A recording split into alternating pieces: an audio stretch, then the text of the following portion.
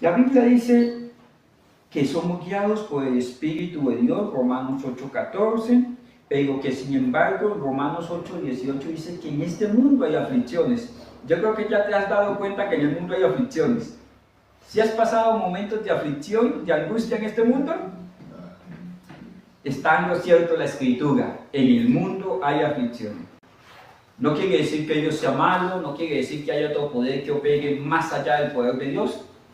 En el mundo hay aflicciones, pero tienen un sentido estas aflicciones. En Romanos 8:28 dice que a los que aman a Dios todas las cosas le ayudan para bien, esto es, los que conforme el propósito eterno de Dios son llamados. Hay dos propósitos. El propósito eterno de Dios es que Cristo vino al mundo para que los pecadores fuesen salvos por Él. Ese es el propósito eterno. Y usted y yo somos partícipes de este propósito. Dios en su misericordia toma instrumentos viles como usted y como yo para que anunciemos las buenas nuevas de salvación. Que hay esperanza. Un mundo caído necesita mensajeros fieles. Y no mensajeros que ilusionen o emocionen o levanten los ánimos en medio de cánticos bonitos. Mensajeros que digan: el hombre proviene de una raza desobediente y caída y no necesita ser reformado, sino que necesita morir y ser hecho nueva criatura. Y esto solamente a través de Cristo. Mensajeros fieles. Mensajeros fieles participan en el propósito eterno.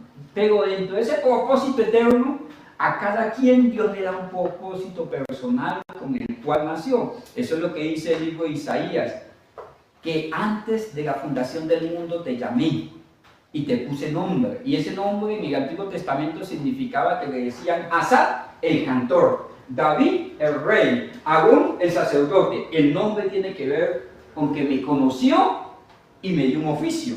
Y ese oficio es el propósito con el cual nací.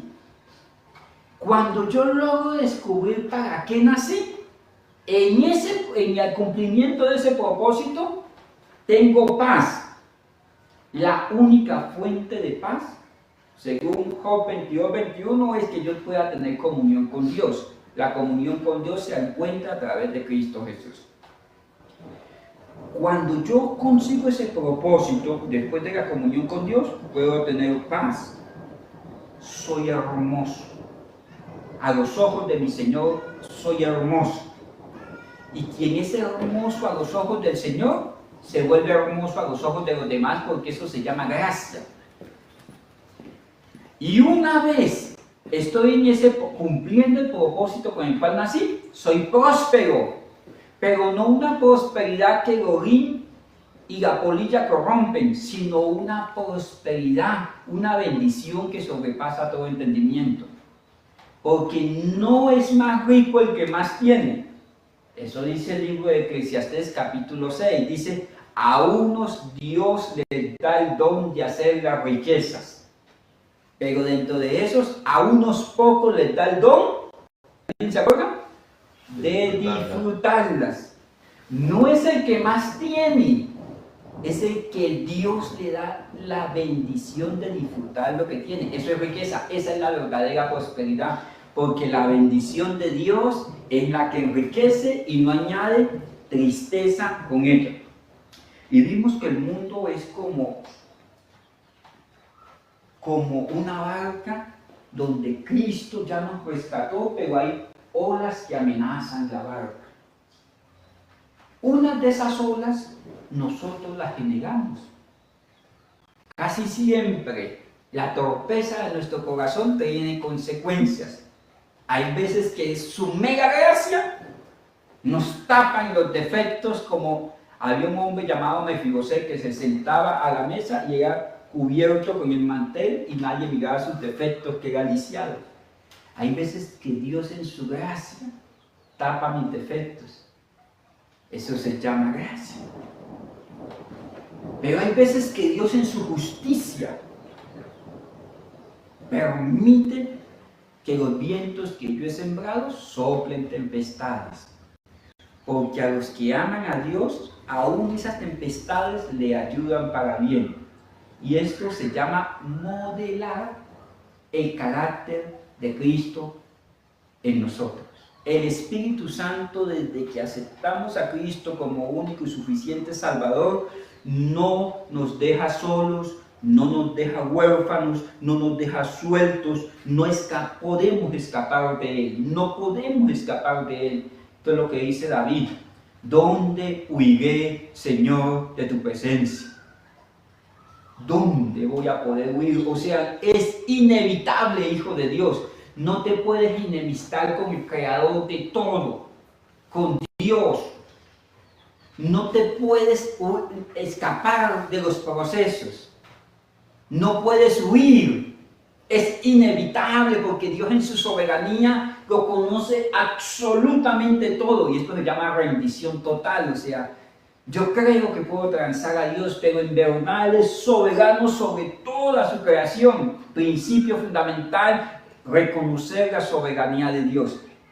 Cuando yo reconozco la soberanía de Dios, me coloco disponible a los propósitos y a la obra de Dios. Y comienza un modelaje. Él me acompaña. Romanos 8:14 dice que Él me guía por el camino de la vida. Y en ese camino de la vida hay ciertas aflicciones, pero es como si estuviesen trabajando un material sobre el torno. No sé si alguna vez ha tenido la experiencia de ver cómo hacen una guitarra o cómo hacen una pieza de madera, que toman un instrumento y comienzan a quitarle lo que no conviene a ese proyecto. La guitarra comienza con una lámina y esa lámina la cortan, le quitan los excedentes y después la meten en un molde. Si usted fuera el material, usted dice: me duele por acá, porque lo están amoldando. Eso es lo que dice Gálatas 4:19. Mire esto. Por favor, regálame Gálatas 4:19.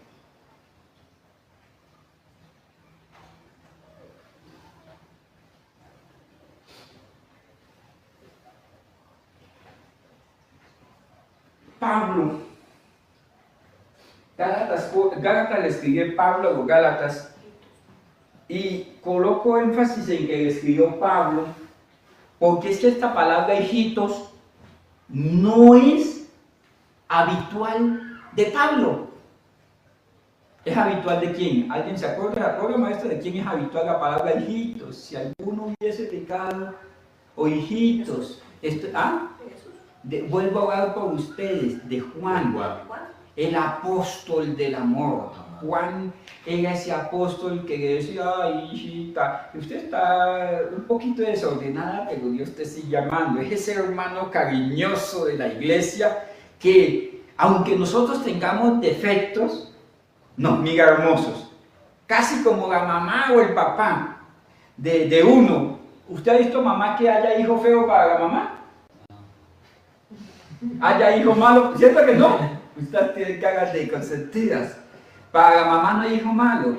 Y en la iglesia, Dios en su bendita misericordia permite que haya esa hermana o ese hermano que, aunque usted el mundo lo tenga al revés, le anima y lo sostiene y dice: Dios te ama, Dios lo va a hacer. Y sí, eres un desordenado, cabezón, desobediente, pero venga para acá, porque si Dios te ama así, ¿quién soy yo? O sea, ese era Juan. Y que un hermano que haya sido dotado de esa capacidad de entendimiento, de amor, se comporte con amor, es normal. Pero esta palabra no la dice ese hermanito Juan, el apóstol amado, y como fue amado, amaba y amó hasta el final. Amó tanto que no murió hasta cumplir todos los mensajes que tenía en su corazón. Y es Pablo. Y cuando Pablo cambia su discurso, porque Pablo les dice a los corintios: no se preocupen porque voy a ir a arreglar eso personalmente. O sea, siempre era a Evodia y a Sintique, le dijo: les ordeno que dejen de pelear en la iglesia. Y a cada uno, y a Timoteo le dijo, pórtese varonilmente, cumple tu ministerio. ¿Sí pueden ver el tono con que hablaba Pablo? Y en esta parte de los Gálatas, el hombre Pablo, el elocuente, el sabio, el arquitecto de la ingeniería de la iglesia, él fue el que estableció ancianos, ministerios, define los dones, desarrolla la teoría de la iglesia, de la simbiosis de la iglesia, la doctrina de la salvación la argumenta. Pablo cambia el tono y le dice hijitos. Y después de este hijitos, dice, comienzo a sufrir por ustedes. Y este sufrimiento de Pablo no era cualquier sufrimiento. ¿Qué dice aquí? Por los que vuelvo a tener, ¿qué? Dolor de parto. O sea que era un dolor profundo por los Gálatas. Pero ¿por qué cree usted que Pablo fue quebrado sentimentalmente de esta manera? Ahí está la siguiente parte del texto. Hasta que Cristo sea formado en ustedes. Este formado, ese lo dice a los Efesios de otra manera, pero este formado es que yo tomo un material para hacer una vasija, para llenarla de aceite, de propósitos, de obras buenas, de obras de piedad, pero a mí me dan, cuando llegamos a Cristo no llegamos por buenos, llegamos por malos. ¿Cuál es el camino para el Evangelio, la puerta del Evangelio? Arrepentirnos, no es asistir a la iglesia, no es cantar cánticos. Uno aprende la escritura, aprende cánticos, aprende una nueva manera de vivir, guarda todas las cosas después de la puerta del arrepentimiento. Me arrepiento de mis malas acciones, de mi naturaleza caída, le suplico al Señor una nueva vida y esto me mete a la iglesia que son los redimidos del Señor. No hacemos obras para ser salvos, hacemos obras buenas por cuanto somos salvos, porque ya una vez y para siempre Cristo murió por nosotros. ¿Por qué? Porque una vez en Cristo comienza el proceso de ser formados. ¿Pero formados a qué? Dios tiene un propósito, es hacerme una vasija.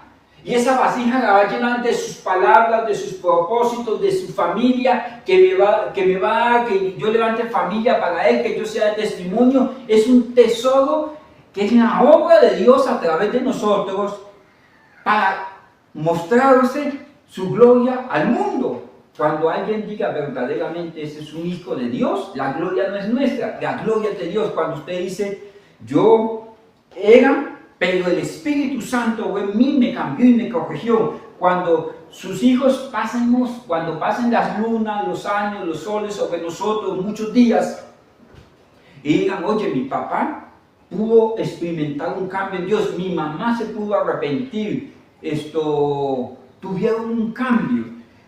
Es la gloria para Dios. Todas las acciones que Dios quiere colocar en nosotros es para que su gloria sea mostrada como si nosotros fuésemos luminares. No que alumbramos en nosotros mismos, sino que hay un aceite que brota desde su interior y corre para la vida eterna, tanto para nosotros cumplir el propósito eterno, el propósito personal, como para que el mundo conozca de que hay un Dios que transforma. Pero cuando llegamos a Cristo, llegamos caídos. Una vez llegamos a Él, somos como el que estaba colgado al lado de Cristo en la cruz. Mañana estarás conmigo en el paraíso, pero murió ¿cómo?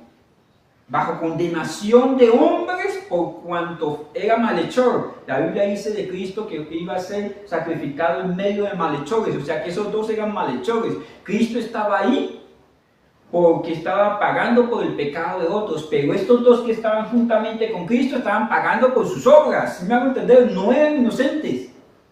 Sin embargo, cuando este hombre confiesa, todo el que confesara el nombre del Señor será salvo, desde su interior hubo algo que hubo en él, arrepentimiento, y le dijo, verdaderamente tú eres el Hijo de Dios. Cristo le responde con la palabra de salvación. Estarás conmigo mañana en el paraíso. Salvo. Y murió. ¿Cómo? Como malhechor. Salvo con muerte de maldición. ¿Me hago entender?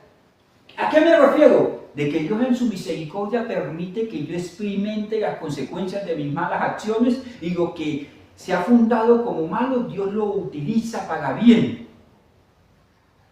Cosas que yo hago mal, Dios las endereza para bien. Cuando llegamos como ese malhechor y nos dicen, entra en el paraíso, entra a la salvación, entra al gozo de tu Señor. Ahora eres salvo, eres hecho hijo de Dios. Entramos. Pero en ese entrar y ser hecho hijo de Dios, llegamos defectuosos y es una realidad. Vamos a ser completamente idénticos a Cristo cuando estemos en la presencia de Dios. Mientras tanto vamos a tener que lidiar con nuestra antigua manera de pensar, con nuestra naturaleza. Por eso la Biblia dice, llevemos todo pensamiento cautivo a la obediencia de Dios en Cristo Jesús. Y esto es una tarea de todos los días. Llegando defectuosos es lo que los ingenieros dicen, la energía potencial. Yo tengo el potencial de ser todo lo que Dios quiere que yo sea, pero necesito ser procesado. ¿Y quién es el que hace el proceso? Dios mismo. La Biblia dice que el Espíritu Santo nos va a guiar en medio de ese proceso de transformación. Ahora, y ese proceso de transformación tiene un molde. Acá, por favor. Ese proceso de transformación tiene un molde.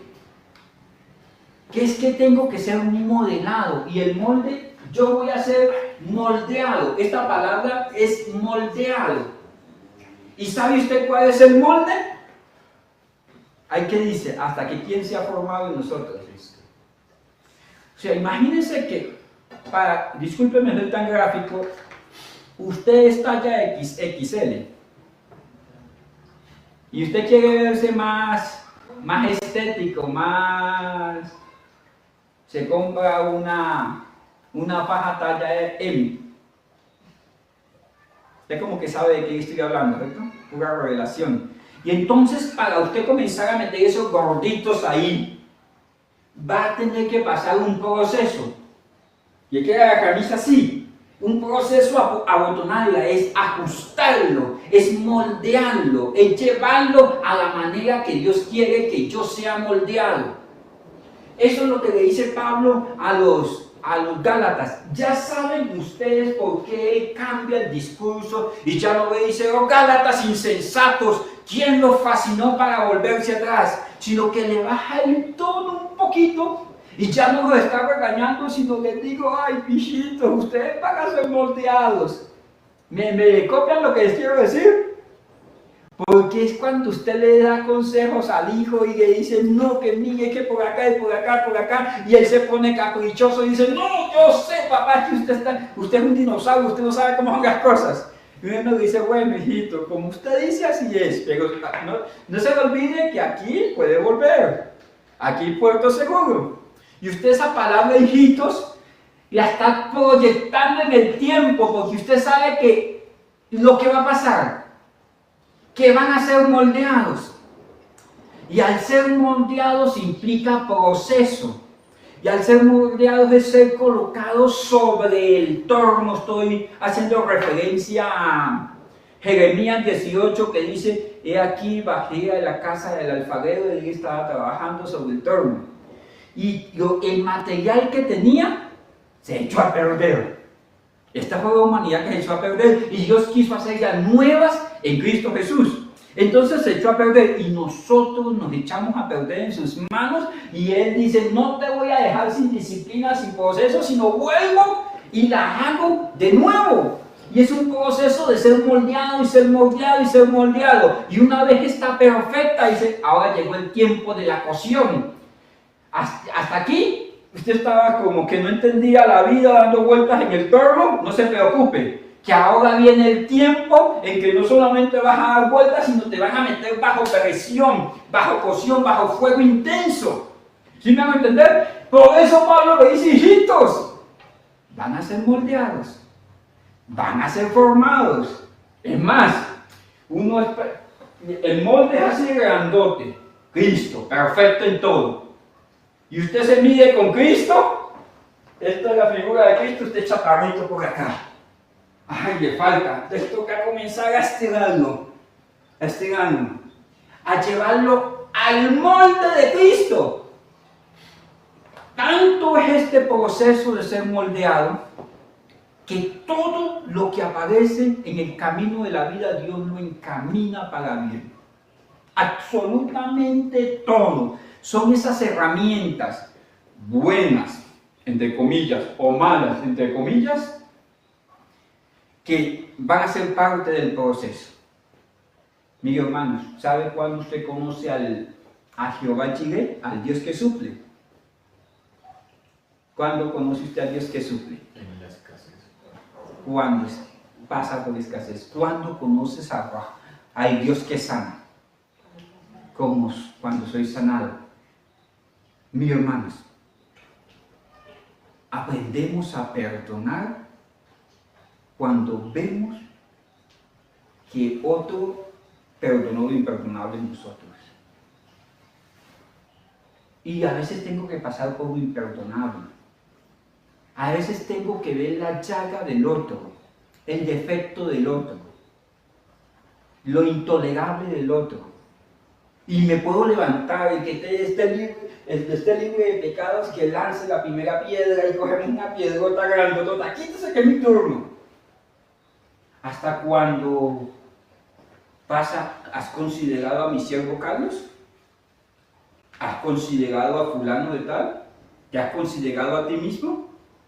Nos toca botar las piedras. Todas estas circunstancias de la vida son como el esmeril para la madera, o la uña, la pestaña para la vasija. ¿Qué es una pestaña? Que cuando el barro está dando vueltas, le colocan una pestaña pequeñita acá y le va haciendo una herida a la vasija. Le va rasgando su integridad para darle la forma que el alfarero quiere. ¿Duele? Sí duele. ¿Es la herramienta que me gustaría que el Señor me trate? No, puede que no sea, pero ¿qué le puedo decir? Dice Jeremías, también 18, capítulo 18, dice, ¿qué le puedo decir el barro al alfarero? ¿Qué haces? Si Él es el que me está formando y Él es el que tiene los diseños. Es más, mire cómo lo dice Pablo en el capítulo 3 del libro de Efesios. Vamos al libro de Efesios, capítulo 3, verso 17.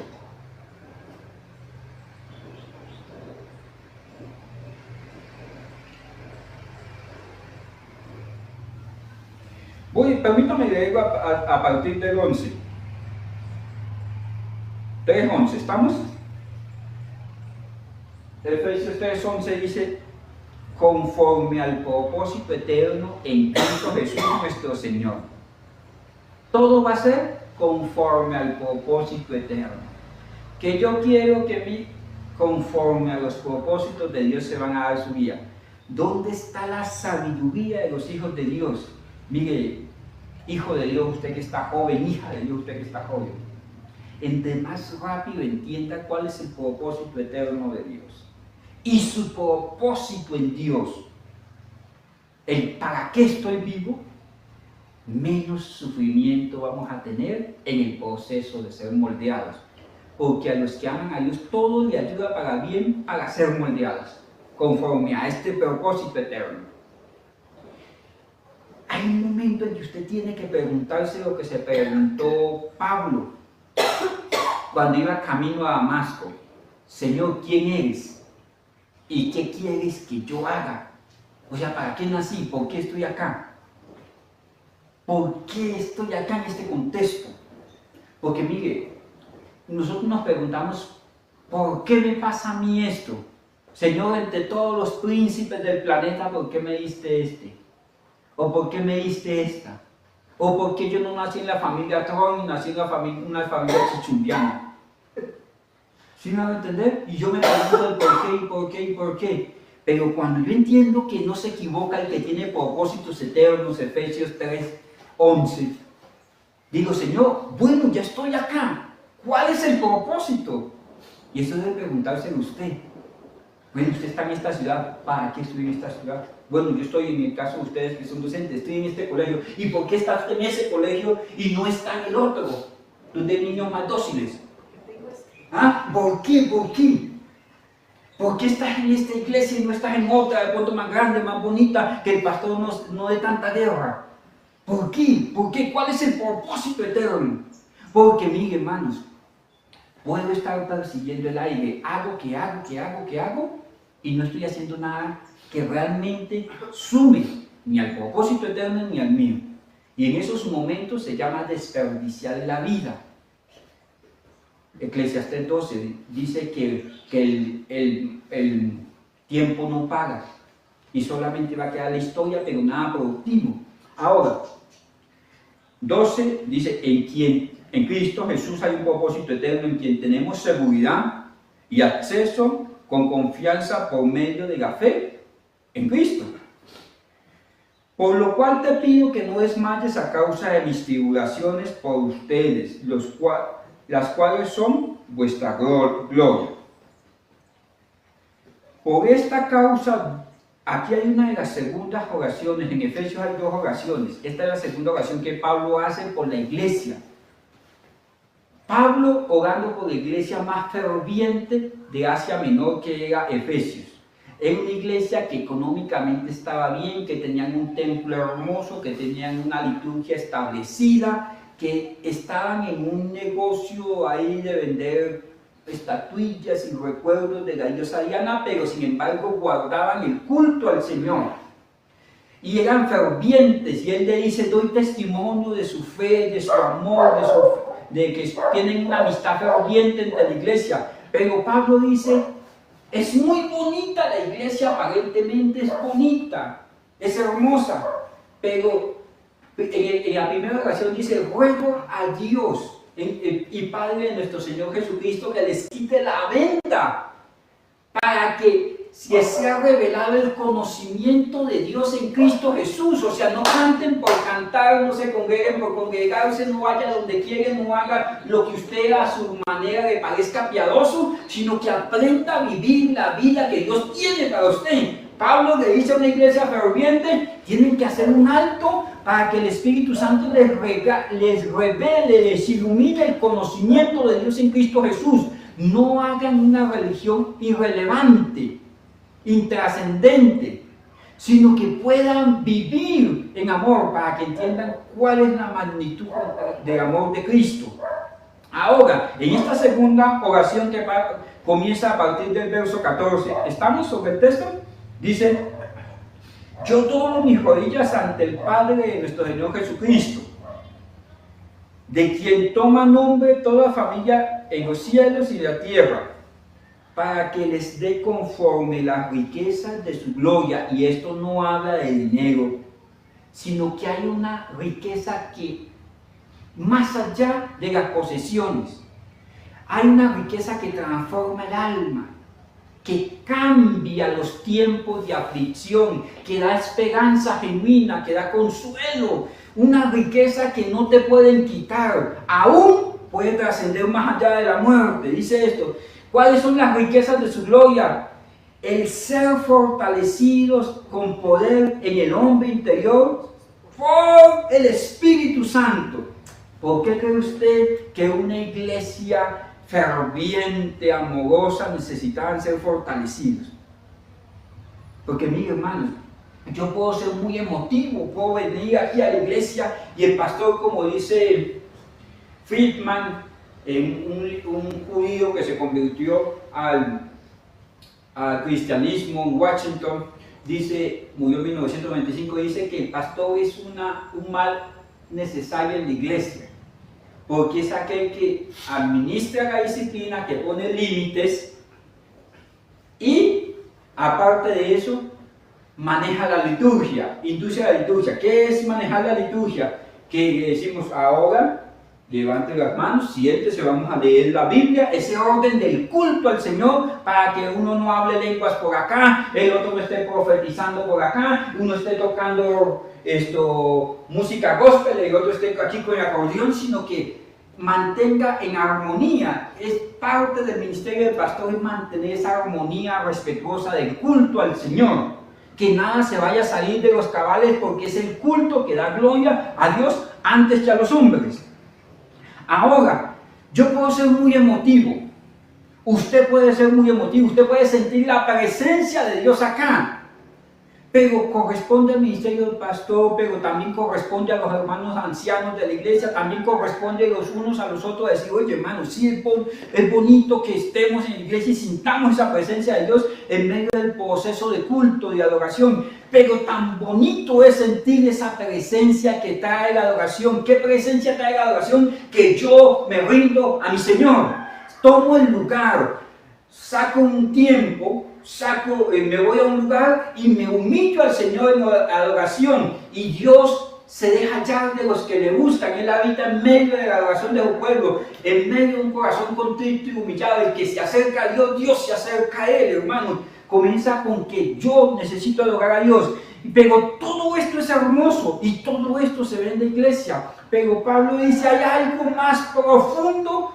que Dios quiere mostrarles. No solamente que sean fervorosos, no solamente que sean amorosos, porque usted llega a la casa y la señora le dice, se acabó el mercado. Usted no va a decir, en el altar de Dios, en el altar de Dios, el fuego está encendido, No, porque es que allí en la casa ella necesita que haya un hombre que supla, que sea un sacerdote, que pueda disciplinar la familia, que su esposa, cuando esté bajo su cobertura aquí, usted la pueda abrazar y ella pueda en alguna manera sentir el amor de Dios, el amor del Padre, decir, Señor, este esposo fue lo que me regalaste para que sea mi seguridad en este camino en la vida, que sus hijos puedan decir, yo estoy aprendiendo de este hombre a ser constante, a ser amoroso, a administrar la plata. O sea, que la iglesia trascienda del templo, les quería decir Pablo, y que ustedes se vuelvan cristianos de verdad y no de apariencia de cada servicio. Eso es lo que quería decir a ellos. Y que sean fortalecidos con el hombre interior por el Espíritu Santo. ¿Por qué cree usted que si eran fervorosos, eran emocionales, eran algo bastante carismáticos, sus carismas salían, sus dones necesitaban ser fortalecidos?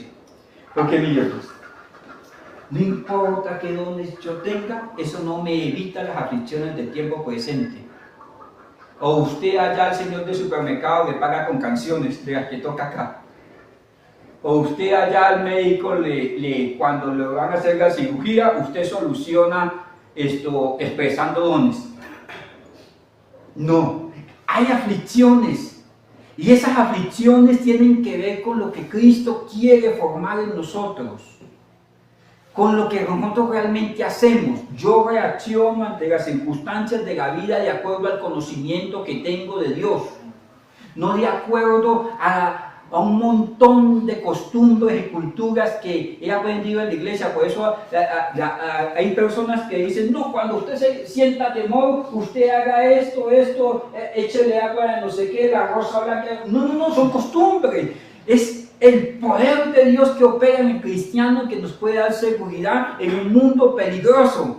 Pablo les dice, necesitan ser fortalecidos. Sí, pero yo canto. Sí, pero eso no es suficiente. ¿Usted qué le va a decir a un adolescente de 17 años que se enamoró y quiere dejarlo todo, irse a vender manillas por allá en algún lugar del planeta para poder solucionar la vida? ¿Usted qué le va a decir? ¿Qué le va a decir? ¿Con qué canción le va a salir? ¿Qué profecía en lenguas le va a dar ante eso?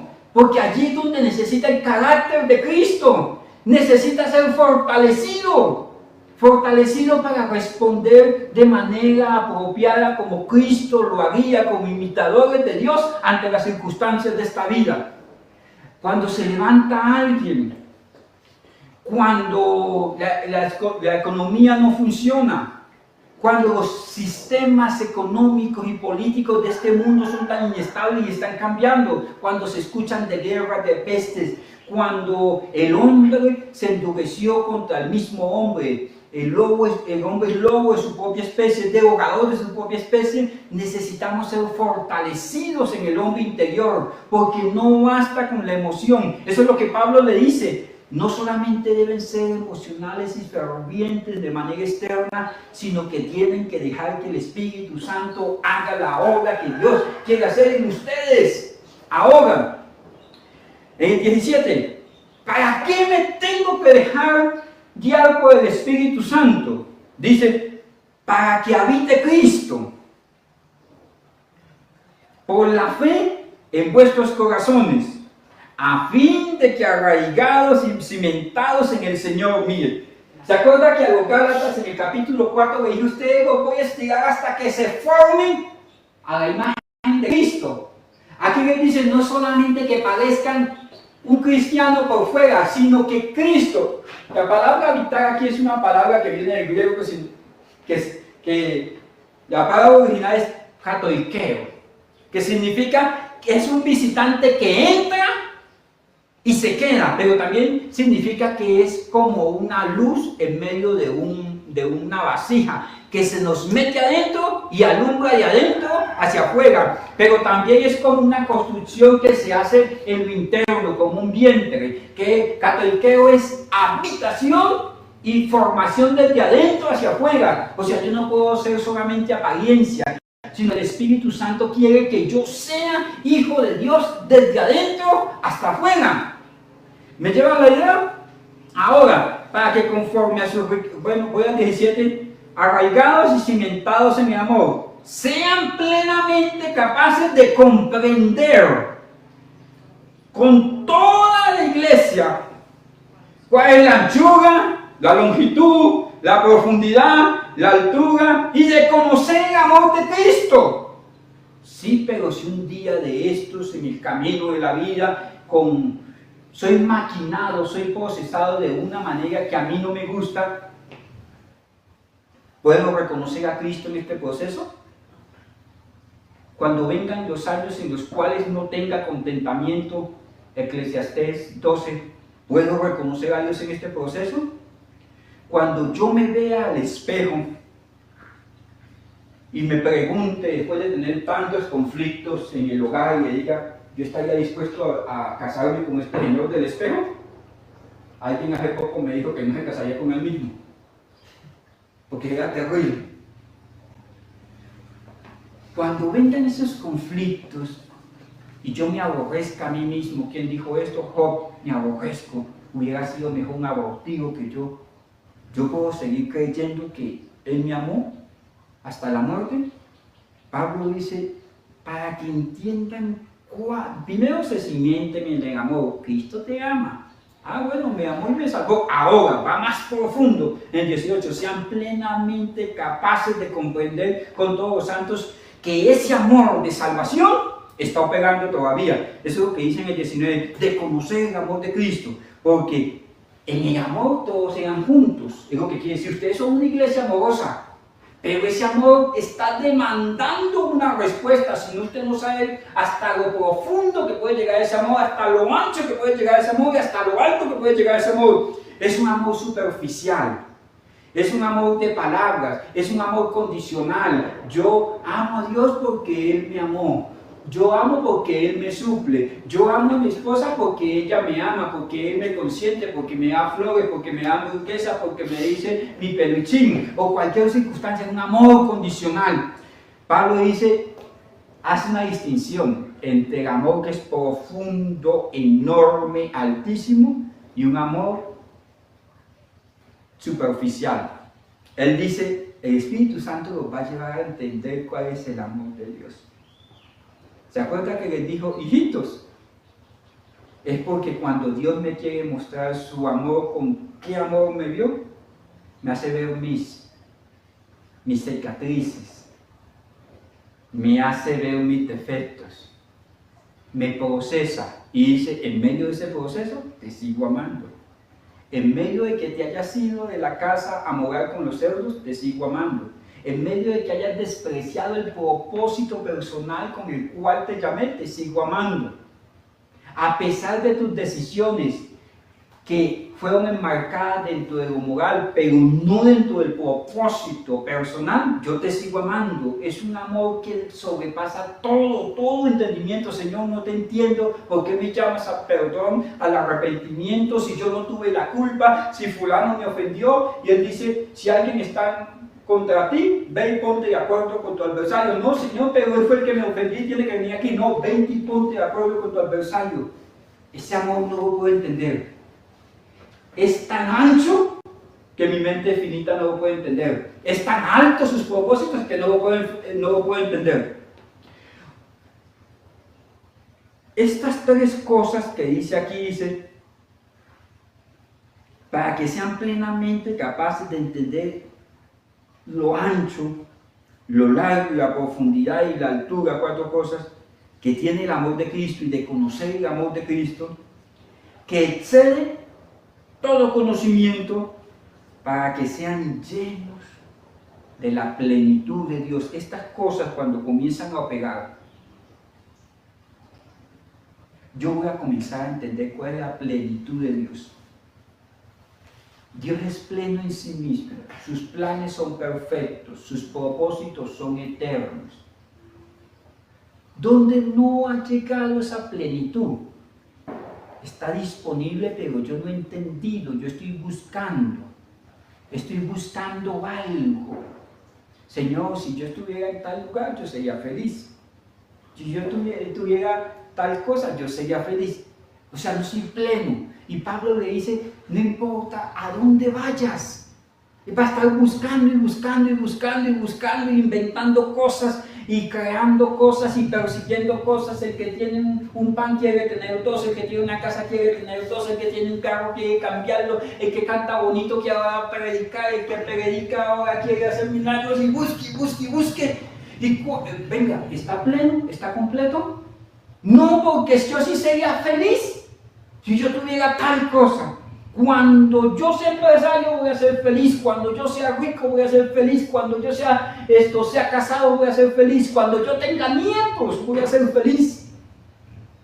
Hermano, Pablo le dice, mire, ustedes son fervorosos, son carismáticos y todas esas cosas, pero el Espíritu Santo va en una dirección diferente a la de ustedes y los quiere guiarles para que conozcan cuál es la magnitud del amor de Dios. Cuando digo magnitud es ancho, alto, profundo. Quieren que conozcan el amor de Dios. Y esto necesita unidad de pensamiento, pero unidad con el pensamiento de Dios, porque la Biblia dice que el problema del pueblo de Israel es que sus pensamientos no son mis pensamientos, ni sus caminos mis caminos. Ellos quieren emprender caminos hacia el desierto, hacia cisternas que no retienen agua, hacia la gloria de los hombres, hacia sus propios propósitos, a vivir en fuera de tiempo, a vivir en fuera del lugar. Necesita unidad de pensamiento con el pensamiento de Dios. Necesita presencia. Hay un momento en que uno se siente vacío. Esto lo han sentido todos los hombres de Dios, los hijos de Dios, digamos los hijos de Dios. Elías dijo, ya no hay motivo para vivir, quíteme la vida. Sí, pero es el profeta de fuego, pero Dios hizo descender fuego del cielo. Sí, pero quíteme la vida. Ya eso es historia poderosa del poder de Dios, de la gloria de Dios. Respaldando a Elías ya no le llenó, ya no lo llenaba. Moisés, el hombre que levanta la vara y se abre el mar rojo, que doblega el ejército más grande conocido en el mundo, aquel en Medio Oriente, que doblega al faraón. Llega un momento en que dice, necesito sentir tu presencia. Pero Moisés tenía una historia de batallas ganadas, de sabiduría impresionante delante del pueblo, de derroche de poder de Dios a través de la mano de Moisés, de clamar la presencia de Dios, y la presencia misma de Dios bajaba sobre los montes, el monte temblaba y a Moisés Dios lo llamaba amigo. O sea, todo este historial del poder de Dios está en Moisés. Y Moisés, en el capítulo 30 del libro de Éxodo, del 30 al 33, tiene una crisis que dice: si tu presencia no va conmigo, yo no quiero seguir viviendo. Sí, pero soy fervoroso, sí, pero tengo historia, sí, pero yo he orado, he visto sanidades, he estado en tal lugar, Dios me ha usado, sí, pero todo eso no es importante si no hay la presencia de Dios. Estar sin presencia es un altar vacío, es una vida irrelevante, no tiene significado, es remendar la vasija de mi corazón día a día a día sin conseguir sosiego. Aquí es donde algunos llaman la autodiferenciación. ¿Qué es la autodiferenciación?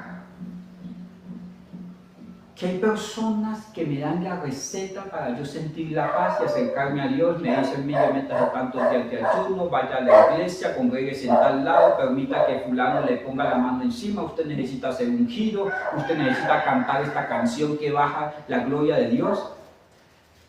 Pero Dios en verdad, a cada uno de sus hijos le tiene una herramienta especial, un tiempo especial, un lugar especial. Y nosotros sabemos a qué nos está llamando el Señor. Muchos quieren hacer la obra de Dios y Dios los está llamando al arrepentimiento.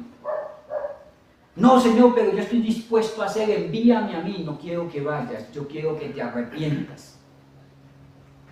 Señor, estoy dispuesto. Esté dispuesto primero a acercarte porque quiero que mores en mis atrios. Hay un momento en que todo hijo de Dios tiene que autodiferenciarse del resto y decir: ¿qué es lo que quieres que yo haga? Eso lo dice Pablo cuando se encuentra con el Señor. ¿Quién eres y qué quieres que yo haga? Hay un término que utilizan algunos médicos y ingenieros que significa equilibrio, homeostasis. Homeostasis es esa plenitud que yo alcanzo en Dios, que hace que todo sea equilibrado, que aunque yo tenga problemas de pronto financieros, eso no me toca el gozo que me dio la salvación. Aunque me toque darme una vueltica por el hospital, por el quirófano, o de pronto, aunque ande en valle de sombra de muerte, eso no me puede arrancar la gracia de mi Señor, el gozo de su salvación, ser objeto de su misericordia. O sea, eso es lo que dice el salmista cuando dice: levantaré los ojos a los montes. ¿De dónde vendrá mi socorro? Puedo buscar en cualquier lugar, pero yo sé que mi homeostasis, mi equilibrio, la plenitud viene de Dios. Yo puedo buscar muchas cosas. Todas las cosas que yo suba sobre la barca van a desestabilizar la barca si no vienen de parte de Dios. No va a haber plenitud en aquello que Dios no provee. No va a haber plenitud en mis propios planes, porque la Biblia dice que hay un hombre en el Nuevo Testamento, hablando Cristo en una parábola, que dice que voy a cosechar y voy a guardar en mis graneros, y la Biblia dice: insensato, ¿no sabes que el tiempo se te acabó, que mañana vienen a pedir tu alma? No hay tiempo, busca la plenitud en Dios. Porque yo puedo estar haciendo cosas irrelevantes.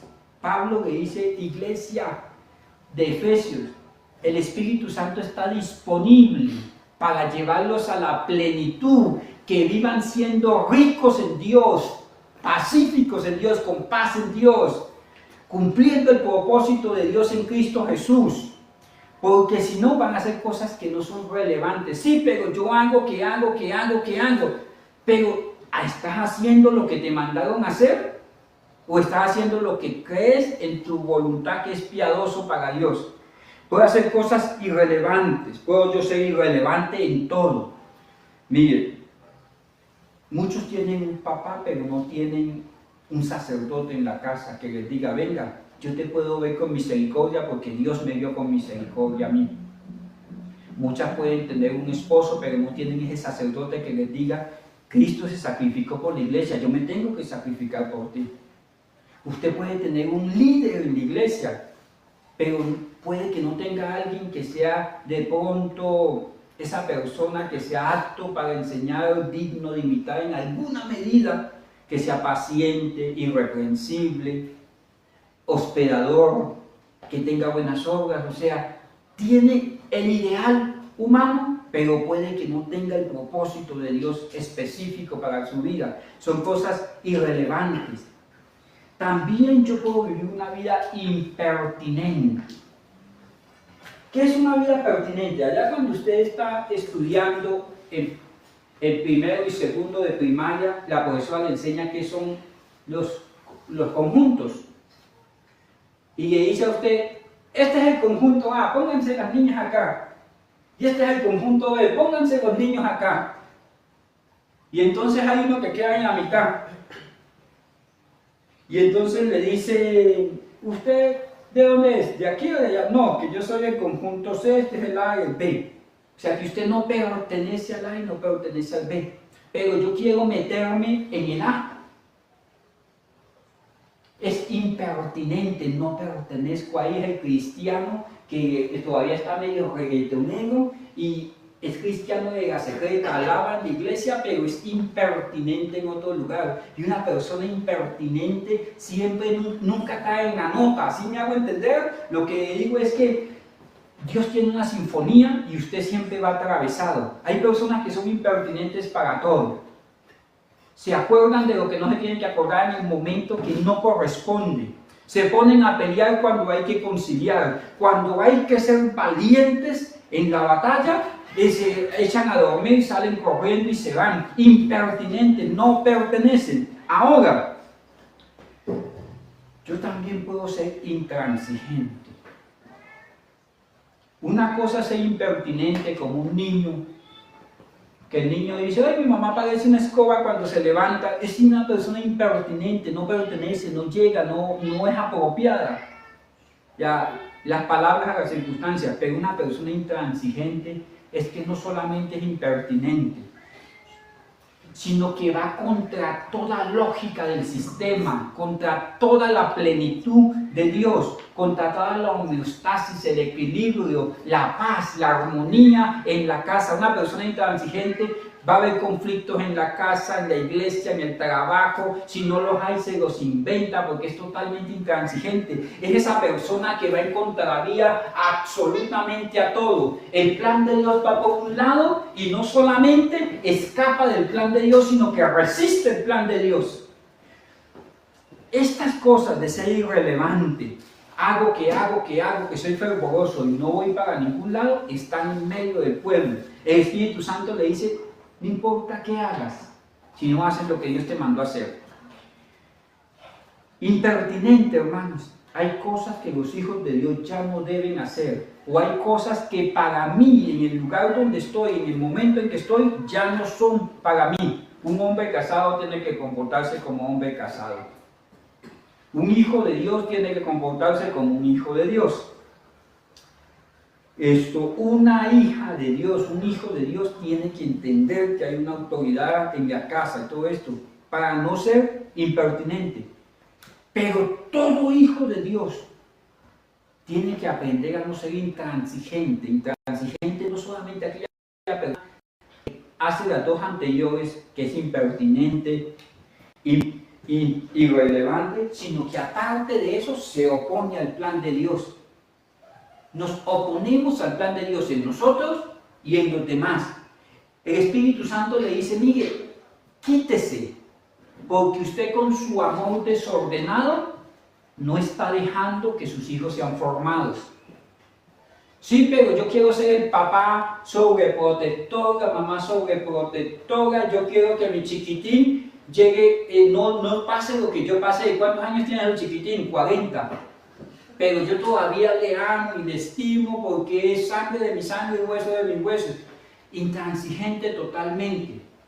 Hay muchas personas que no experimentarán la voluntad de Dios completamente hasta que no se rindan a hacer la voluntad de Dios y siempre van a ir en contra de ese plan. El Espíritu Santo, la verdad, está dispuesto a hacer la obra, pero necesitamos colocarnos disponibles para Él. Incline su rostro. Extienda sus manitos, iglesia.